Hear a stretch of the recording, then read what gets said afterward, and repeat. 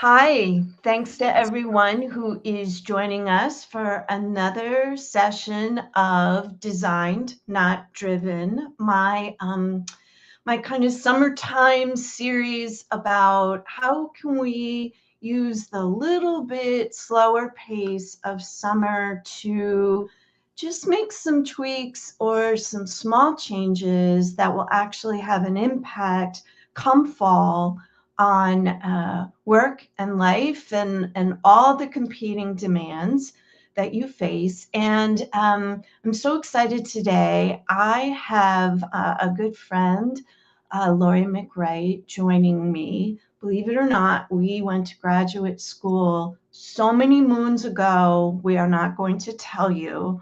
But what's super cool is that we started out together in a graduate program, and now we have both circled back to being coaches. And Laurie had a really wonderful career in the federal government before starting her coaching practice. And so I've invited her today to talk about the role of values, particularly in your career and at work, and how to let them have more of a presence, an intentional presence, than maybe just working your way through your to-do list, because we know you have a lot on your to-do list.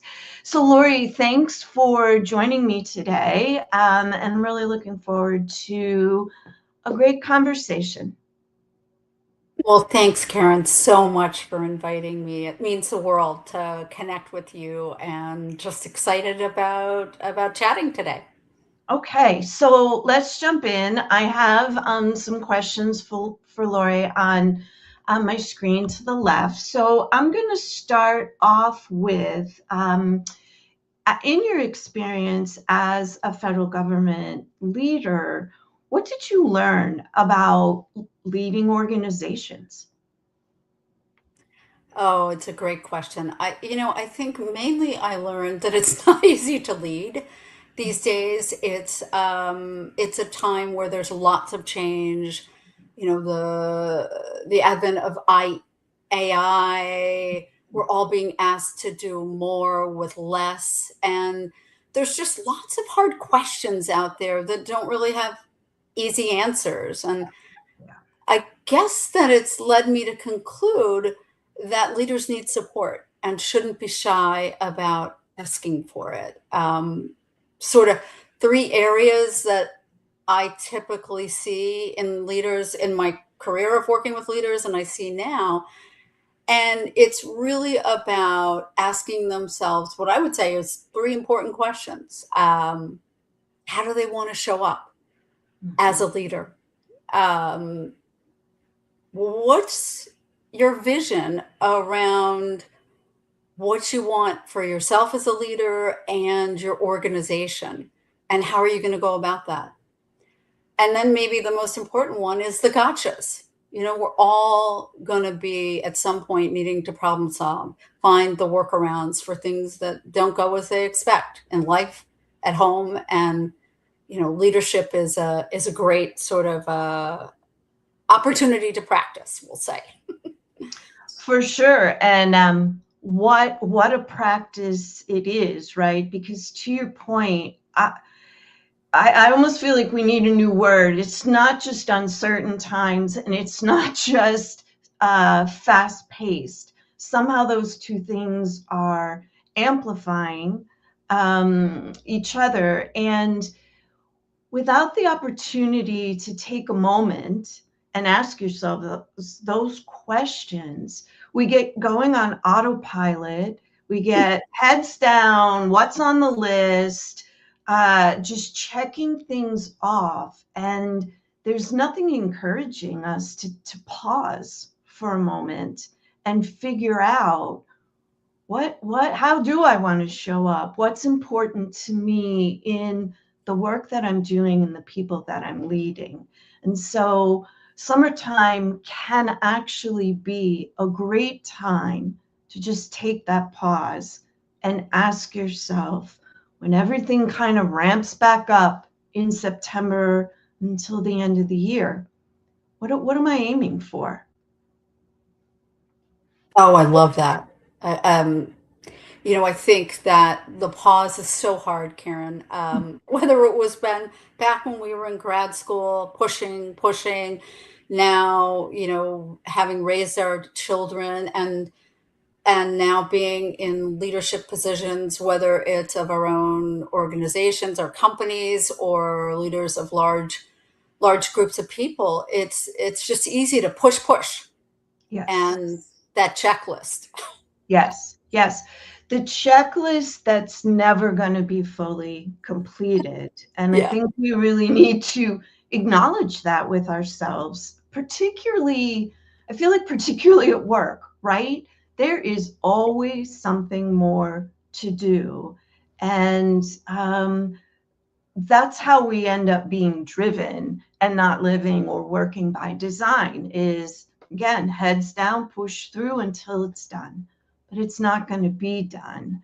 And so what you're suggesting is also, how do we maybe use another criteria or values to help us figure out how do we work our way through each day, each week, each month, each season. So, what, from your experience, what is the moment that a leader starts to realize they're being driven by their to-do list and not their values? Oh, Karen. I think it's simpler than maybe some people think. For me, it's for myself and for what I've seen, I think it really starts by just noticing what's going on inside. Are you finding yourself being cranky? Are you finding yourself dragged out? Just not really feeling like in your skin. And Mhm. to me, those are just warning signs, maybe is a good way to think about it. And um, those warning signs, I guess I mean by that the fatigue, the irritability, the sort of being checked out. It's really, in my mind, how you talked about it being on, in some ways, autopilot, where you're not really connected to the why and the Mhm. what's on your checklist is driving you, but you really don't understand what it means. And I think it's really hard to say that you're leading from a place of value, your values, when you're driven by the checklist, if that makes sense. Now, I would say, checklists are a good thing, right? We all need them. I love that feeling, right? Me too. And so they can provide structure, the reminders, but if the to-dos in some ways are maybe associated with the dread of the Monday morning, and all you can really think about is the what you need to do versus why you're doing it.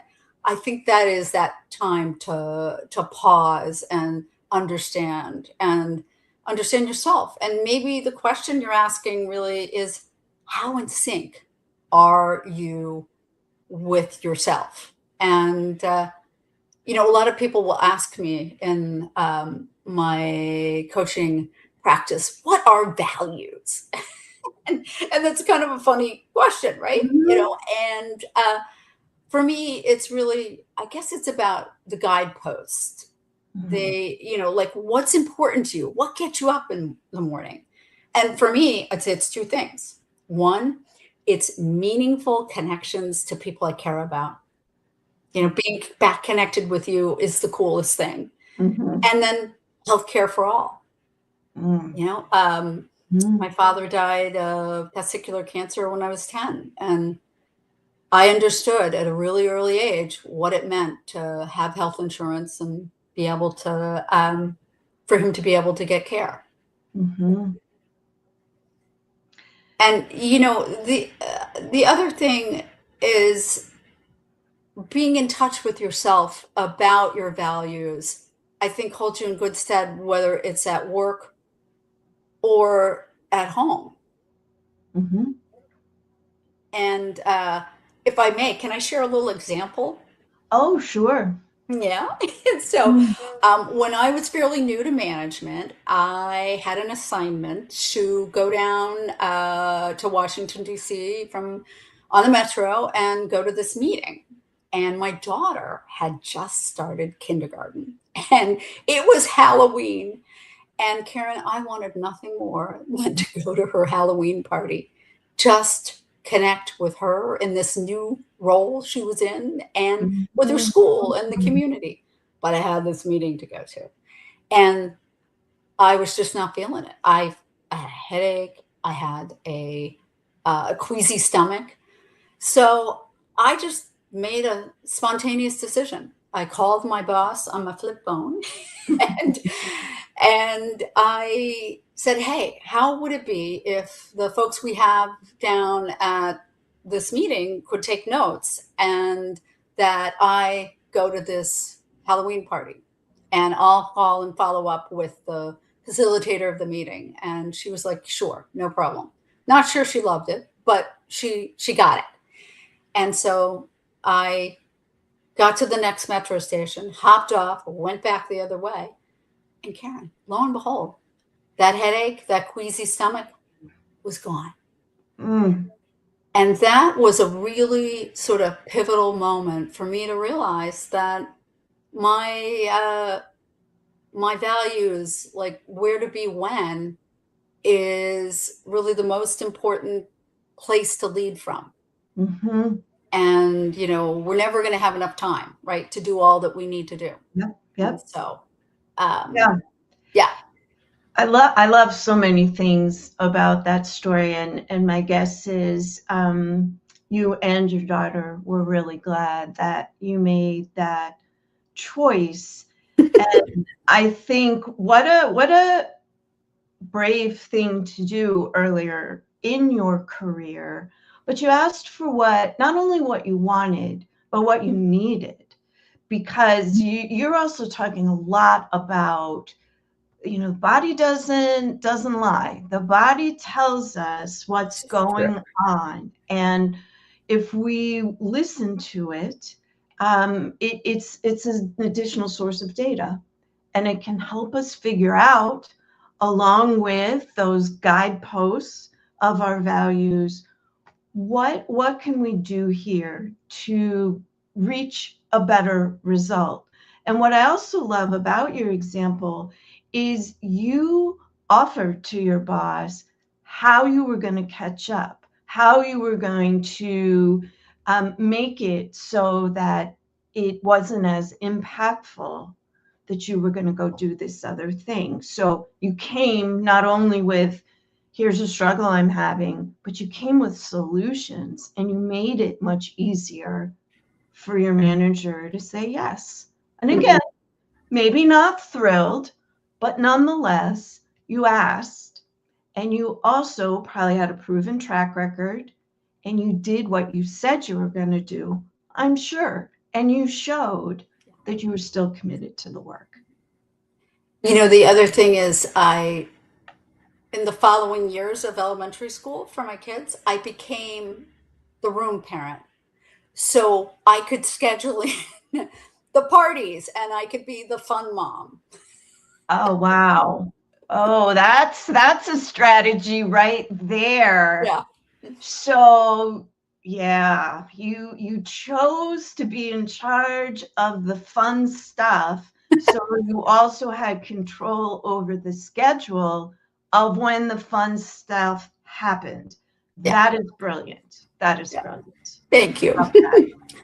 I'm not sure my kids always loved that I was there, but I love being there.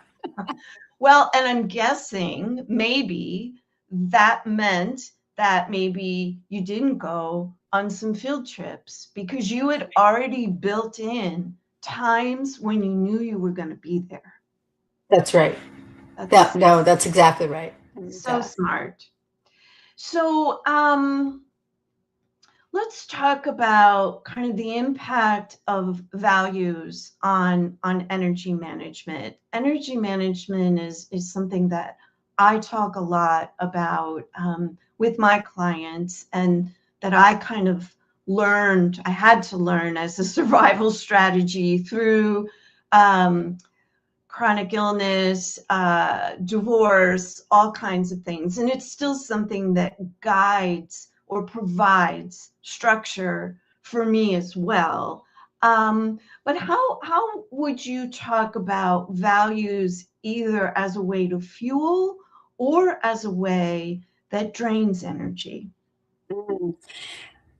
Yeah, I mean, I think really that knowing yourself as a leader really starts with knowing what you're passionate about and what those values are. I talk a lot with my client leaders about their energy levels, and it typically evolves into a conversation around three questions. The first, who are you? The second, what drives you? And the third, what are those undergirding values? Mm-hmm. And what's interesting is clients who can answer those questions, I find, know whether or not they're being fueled or drained by the task and activities in their days. Mm-hmm. It's just really important, I think, that they do that kind of self-check on that list. Yes, yes. I also thinking about the questions you just asked. To me, like the natural kind of downflow or cascade from that is, who am I? Well, if I'm somebody who really cares about my work and wants to do a good job, then that means I want to try and align my most demanding work tasks with when my mental energy is highest. Oh, I love that. If I'm somebody who also values relationships and I get energy from, talking, working with others, then I can choose to maybe put some of my meetings in the afternoon, not when I have zero energy, but when I also know I can get a boost from that interaction with others. So to me, that's some of like the practical ways of, well, who am I? Who am I showing up as? What do I care about? And at what level or standard am I aspiring to? I love that. Yeah, no, I think that's exactly right. The only thing I might add to that is that I think we've all been in the position where what fuels you also drains you. Yeah, yeah. I mean, like, there's sort of, I guess, almost an inherent conflict in wanting to do your best for something you care about, and at the same time, it being draining. You know, Mhm. public speaking, international travel, Yeah, yeah. transforming organizations, all, things that I find my clients are really passionate about, but there's at times a toll. Mhm. And so I think, that sort of reflection on where you need to be when and what's fueling you and not is a really important one to do. Just thinking about it. Sometimes my clients have said, I don't really need to do that, nor does anybody off the list, Mhm. but then there are things that they say, well, gee, somebody needs to do that, but I don't need to do that. Mhm. So they delegate it. And then there are Yeah, those things that are the have tos, nobody else, it's me, the that's right. Halloween party or the That's right. meeting. So that's right. That's exactly right. And so you can still value something a lot, but you don't have to be the one to do it. You can find somebody else to do it, or you can say, this time, even though I value this opportunity, this time, when I look at everything else that's on my plate or on my team's plate, we're going to take a pass this time. It's still Yeah. important, but we're looking at all the other important things as well. Yeah, you talked about the overfunctioning and, like not even realizing it's too much. And sometimes that's just the reality of leading, but finding that recharge time, that reset in order to be ready for the next is, to me, like the critical element Yes, of when you're kind of pedal to the metal on assignments and tasks before you. right. And so that's also being in touch with who you are and what you need, because and listening to those signals from your body, because you begin to get an idea of, um, when you spend some capacity or some energetic bandwidth, what do you need to do to renew it, to recharge? And you begin to see it somewhat as an equation, not absolute or perfect, but you know that if you're in a sprint or you're in a really meeting the moment of what's being asked from you at work or at home, or in your relationships, you have to intentionally do some things to recharge, because that pace is not sustainable, and it's Totally agree. far worse to literally get to burnout Mhm. than to take some recharge breaks than to just keep pushing. Mhm. Yeah. No, I think that's absolutely right. You're making me think about like the costs of Mm-hmm. not checking in with yourself. And to me, there's, loss of your productivity. Of course, no one wants that, right, as a leader, but really losing your creativity, your spontaneity, probably worse.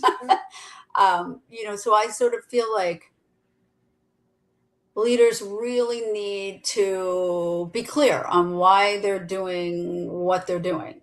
And that there's a question I've often thought about that I'll share. Maybe it's helpful to people.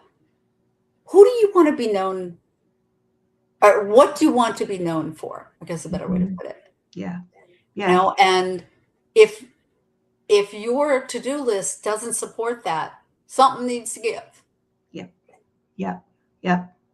I agree. I think another cost is that you miss the opportunity as part of your leadership to role model for others how they can let their values guide them. Um, I talk with a Yeah. lot of clients who are looking for role models to see how it can be done, work and life, and all the competing demands and the curveballs that find you, or that you didn't see coming. They want to be able to look to others to see how in this organization, on this team, how can I still be a human being, still do good work, but how can it be safe to show up kind of with all of me, including what's really important to me. No, totally agree with that, Karen. Really. Yeah, totally agree. Okay. So let's shift back for a moment to kind of the uncertainty and the fast pace that most everyone, that we come in contact with, are facing. There's a lot of transitions going on, for folks, either within their careers, um, job security, or maybe they're also facing a transition. Maybe a child's going to high school or leaving, for college. How does value driven leadership help people navigate those transitions? Mm. Oh, that's a good one. I think when we think about transitions, they can be planned or unplanned, and I think that's where your values and being clear on what they are is critical. And then the other piece is communicating it.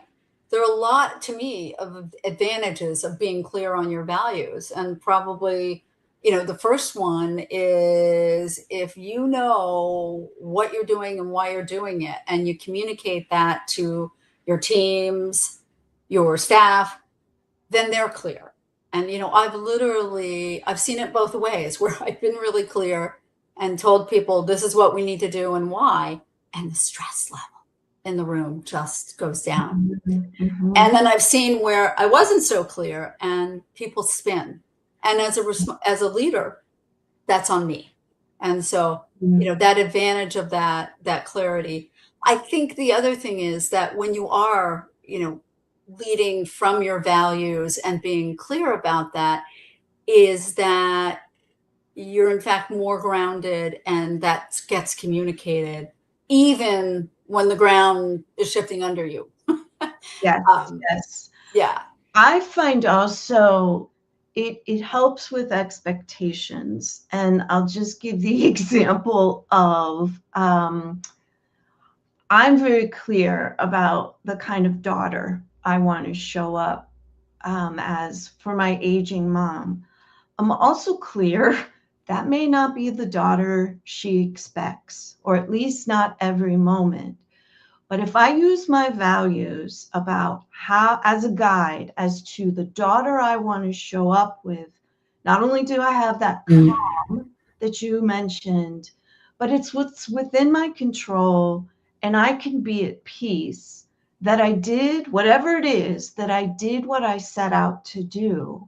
And so I don't have to worry so much about what she or anyone else expects of me, as long as I know I'm showing up the way I want to be. Oh, that's beautiful.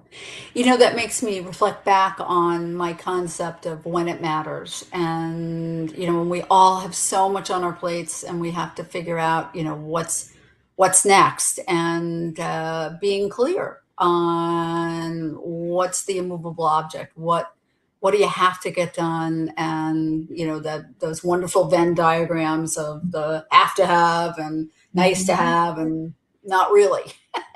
Yeah. And I love that. That's, I think, a whole new podcast area for us, Karen, is For caretaking, up and down. Yes, yes, and also transitions.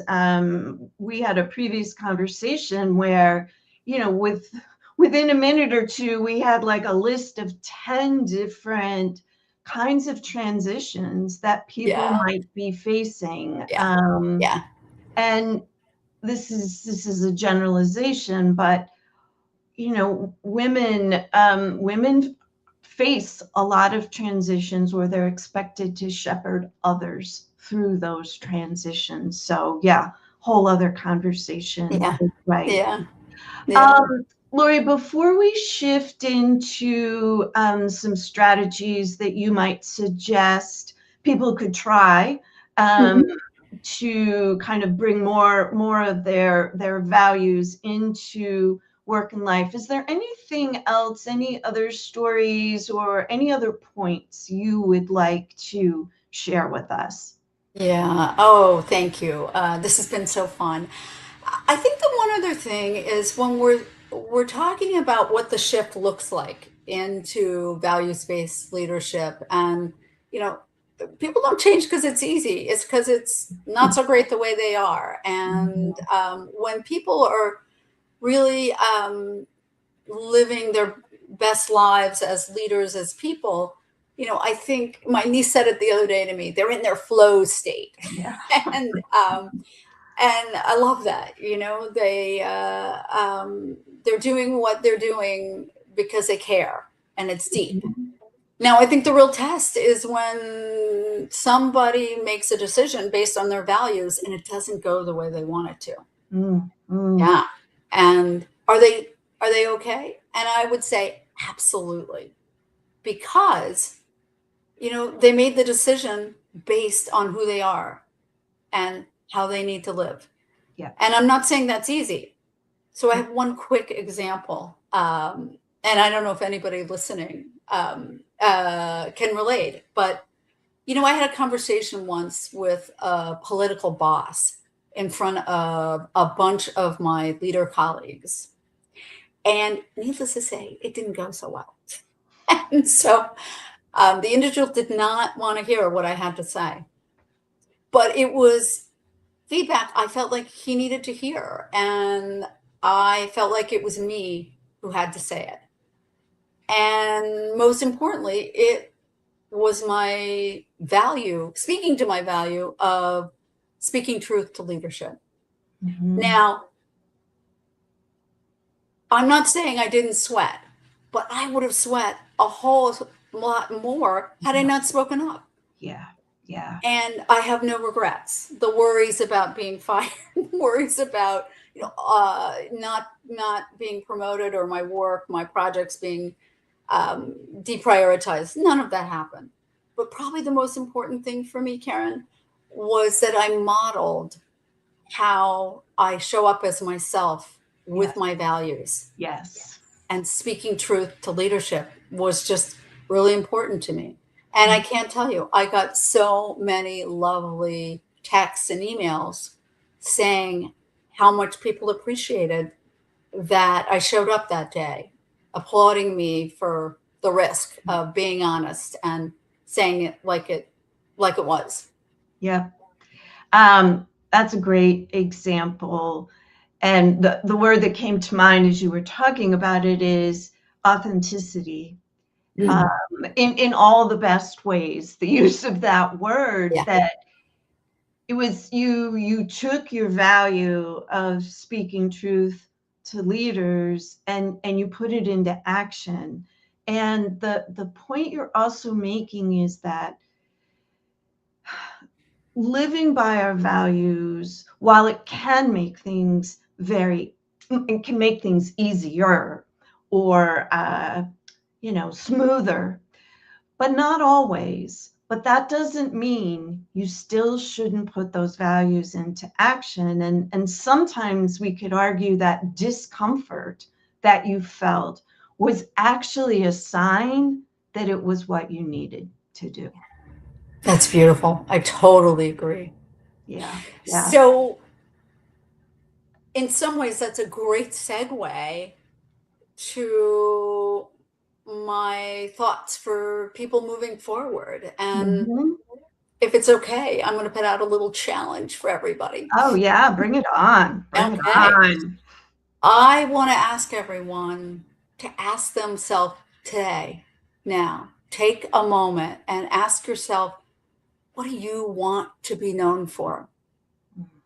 And is your to-do list right now, is it serving you and who you want to be? That's a great question. I love that. And then take the next week. We could say 90 days, but let's just do a week and see how it goes. See where that sort of, what that value is that you want to show up with, and the life you want to live as a leader, as a person, human being. And let's see whether the to-do list serves it or not. Just do it for a week. So doing a little audit of I love it. list to see, of the majority of things on the to-do list, are they aligned with how you want to show up, how you want to be known at work? I love that. Yeah. It's a great starting place. Yeah. I would be curious also, if you don't mind, I'll throw out another challenge, which is maybe think about a relationship you have, whether it be at work or, in your family, wherever, maybe even with yourself, your relationship with yourself. We all need to big challenge. Those as well. What would it look like, or what would it take to infuse one of your top values into that relationship? What if you led? with the value in your relationship, especially when things are a little slower now, so maybe you could see some effects of, or some results from that would then guide you as you go into the fall and things ramp back up. I love that. And for me, it would be, I think, my value of meaningful connections. Yeah. And making sure that I'm going into the fall having connected with those who fuel me. Yes. Do you have I'm just curious, a values tool that you like to use with clients or people, that you've led before? Yes, there's a number out there. Mm-hmm. Honestly, I think the one as a part of the coactive coaching approach is a wonderful one. I'm happy to send that to you and we could post it for people.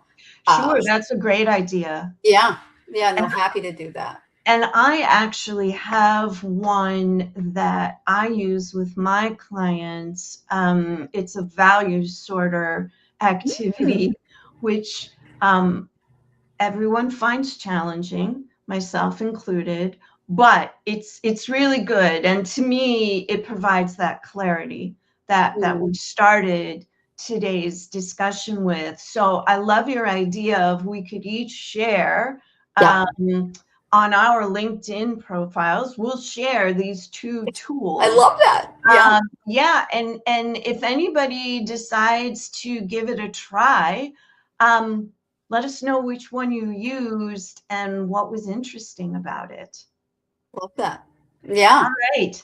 So as we wrap up, I just want to share where you can get in touch with Laurie and learn more about her coaching work. And we've got her website here, ltmcnc.com. And then I'll share a link to my free community, Ambitious and Well, where overwhelmed working parents start becoming energized leaders at work and at home. And so we would both love to, talk with anybody who's interested in anything that we've talked about today. To all who are listening, thank you for joining us. And Laurie, thank you so much. This has been as wonderful as I thought it would be. So thank you. Same. Thank you to everyone, and mostly to Karen for reaching out and finding a meaningful connection, to say the least. Yeah, well, we'll connect more. And for anybody who wants to join us in that journey, we'd love to have you. So thanks again for all your wisdom on leading with values and not a to-do list. And I'll be back. Actually, we will be back in a couple of weeks with another session, maybe paying more attention to that idea of transitions. So we hope you'll join us then. Sounds great. All right, Karen, thanks so much. Take care, everyone. Bye, Laurie. Take care. Bye.